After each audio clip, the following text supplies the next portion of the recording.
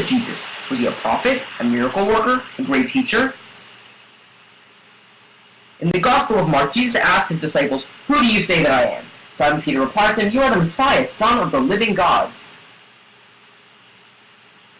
So what makes Jesus unique among anyone else in history? What sets him apart is that he is not only fully human, but also fully divine. He is the Son of God and the Son of Man. Before we address Jesus' humility and divinity, let's look at what Jesus was like.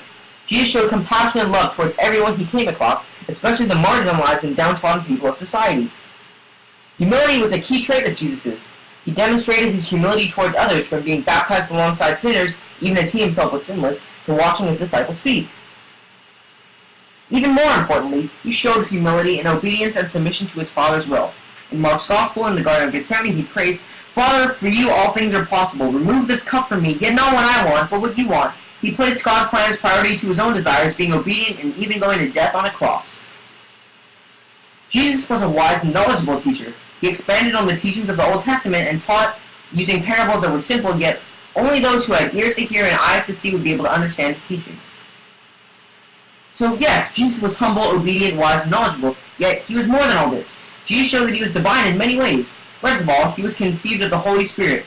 Luke 1:35 says, "The Holy Spirit will come upon you, and the power of the Most High will overshadow you. Therefore the child to be born will be holy, he will be called Son of God." Jesus was also the fulfillment of the Old Testament prophecies by Isaiah, Jeremiah, and many other prophets. For example, it was prophesied that Jesus would come from the line of Abraham, Isaac, Jacob, and David, and he was. God himself proclaimed that Jesus was the Son at Jesus' baptism in Matthew 3:16-17.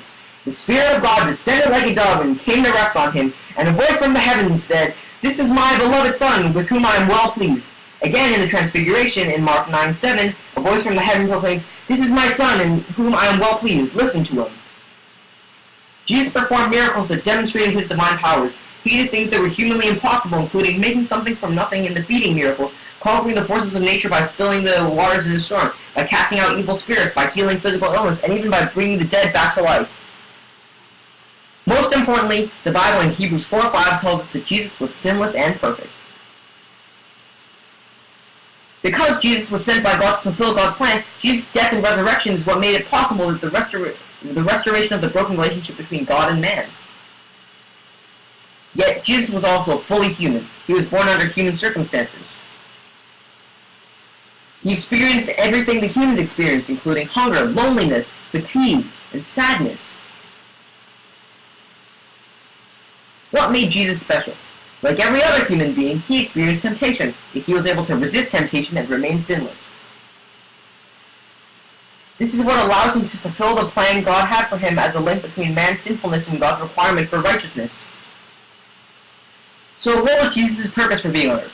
Mark 10:45 sums it up perfectly. "For even the Son of Man did not come to be served, but to serve, and to give his life as a ransom for many." This is what Jesus accomplished through his death and resurrection, to rescue humanity and offer everyone a chance for God's salvation. Created using Powtoon.